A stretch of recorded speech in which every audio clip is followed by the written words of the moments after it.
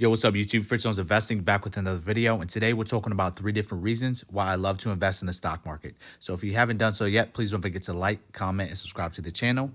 And with no further ado, let's cue that intro.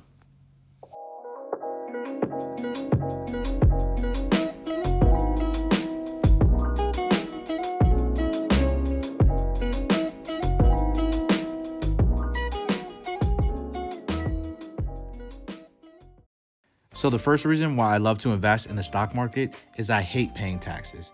I hate working hard for my money every single day just to watch that money just be taken back by taxes.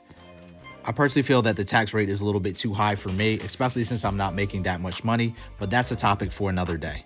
By investing in the stock market, it allows me over time to pay less taxes. So this is a tax table that I found for the year 2020, and you can see that the more money you make, the more you're taxed. So just in case you're wondering, I'm in the 24% tax bracket, but not every dollar that I make is taxed at 24%. It goes by tiers. So every dollar that I make above the $9,875 is taxed at 12%, above $40,000, 22%, and finally above $85,000, 24%. I personally think it's way too much.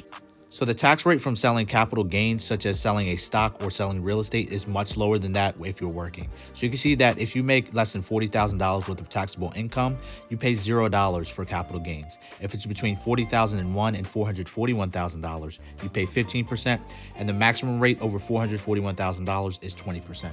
And 15% would be much lower than what I'm paying right now, which is 24% for my taxes.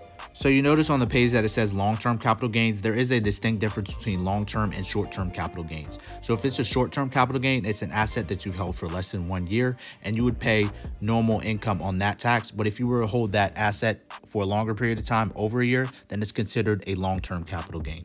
I would definitely consult the IRS on these matters. I don't want you to get audited, and I also don't want the IRS coming to break down your door.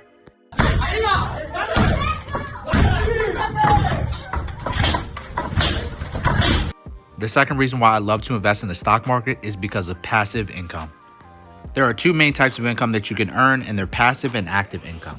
Active income comes from when you earn a salary, an hourly wage, commissions, tips, and for consulting and freelance work. So for active income, you're trading in your services and your time in exchange for compensation. Some pros to active income include that it can sometimes be predictable, and you also need active income to be able to build passive income. But a major disadvantage is you have to trade in your time for money, and time is your most valuable resource. Another major disadvantage is you have to be present to make your money. So if you're not there and you're not present, then you're not going to make money. Passive income doesn't require you to be present, and it also doesn't take a lot of time to set up. However, it can take a lot of effort to set up your passive income streams. Some ways to make passive income include stock appreciation and dividends, interest earned on investments, affiliate income, advertising, rental income, and online courses that you create. So coming up, I'll show you a quick video of how I make passive income through my stock market investing. So I'll take you guys directly to my Robinhood portfolio and let you look at the Apple stock that I own. Right now, the stock price is $119.25. I started buying the stock right around 2 years ago. And you can see that 2 years ago, around November, the stock price was right around $50. And since then, it's appreciated to almost $120. Now, scrolling down to my participation in the stock, you can see that it says my market value is worth $6,559.79. I personally put in $4,432. My daily return was $2.20. However, my total return has been 48%, or $2,127.52, just for owning this stock for the last 2 years. I have 55 shares of this stock currently, and my average price has been $80.57. So it's appreciated almost 50% since I've had this stock in the last 2 years. So stock appreciation is a way in which you can make passive income if you sell the stock. I'm going to hold on to this stock as long as I can and hopefully continue getting that appreciation. Another way in which I earn income is through the dividends from this stock. So just for owning the shares, I'm paid a dividend every quarter. And you can see that I was paid a dividend on November the 13th in the amount of $11.20, and it's worth 20.5 cents per share. Apple has been the type of company that has been increasing their dividends over the years, and last year their dividend was 77 cents, and it increased it to 82 cents. However, in August there was a stock split, which was a 4-to-1, so 20.5 times 4 equals the 82 cents that I'm paid. So you can get paid 2 ways just for investing in a great company, which is through appreciation and also through dividends. So my favorite reason for investing in the stock market is because of compound interest. This is when your money continues to make you more and more money in the future. And I will compare the Bank of America savings app percentage versus the highest savings app percentage on the internet versus the stock market versus how my returns have been since investing in the stock market. So I'm on the Bank of America savings app page, and you can see that whether or not I own less than $2,500 or more than $2,500 in my bank account, I'm paid 0.01%. And if I'm a preferred rewards member, I can get paid up to 0.05% for investing with Bank of America. These are the best online savings rates that I was able to find online, and the highest rate that I was able to find is 0.7% from Citibank, which is absolutely crazy. So we can see that investing in Bank of America, I'm able to save 0.01% by investing with them. I was able to get 0.7% by investing with Citibank, and the stock market has had an annual return of 7% from 1950 to 2009. And my stock percentage return has actually been a little bit higher. It's 9.7%, as we'll see in the next slide. So for our next example, we'll compare saving with Bank of America versus saving with Citibank versus investing in the stock market at 7%. And we'll actually use my numbers of 9.73% by investing $10,000 every single year for 30 years. And I'll show you the power of compound interest and how amazing it is. So I'm jumping over to moneychimp.com, which is basically a compound interest calculator. And we'll be starting out with the $0 for this example. And our annual addition will be $10,000 per year for 30 years for a total of $300,000 over 30 years. And we'll be using Bank of America's APY of 0.01%.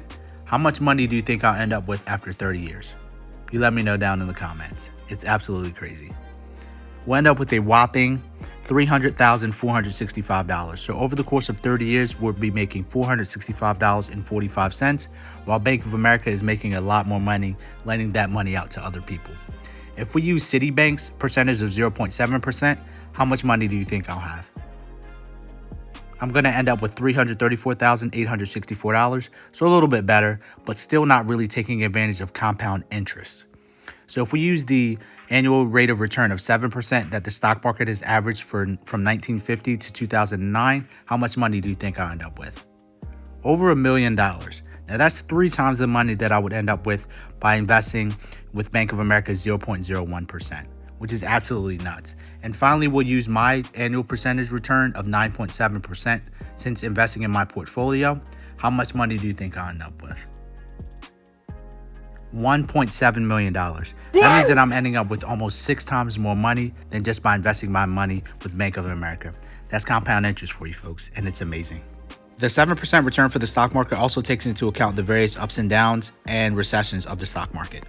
If you found this video helpful today, please don't forget to like, comment, and subscribe to the channel. What are you investing in? Are you investing in stocks or real estate? Please let me know down in the comments below. I would love everyone to be able to achieve financial freedom because I believe everyone deserves that. I would love one day to be able to retire with $1.7 million worth of income in the bank. You can make passive income in many ways, including through businesses, stocks, real estate, creating a course, or affiliate marketing. But please do your own research and also consult a tax professional because I don't want you to lose your hard-earned money. As always, please don't forget to decrease your liabilities and increase your assets. And please don't forget to keep getting that passive income. I don't want you to be like these hamsters running on the wheel, getting nowhere in your life. I want you to be successful because everyone deserves to be successful. This has been Fritz Jones Investing with another update. Wishing you the best, and I'll catch you next time. Thank you for watching.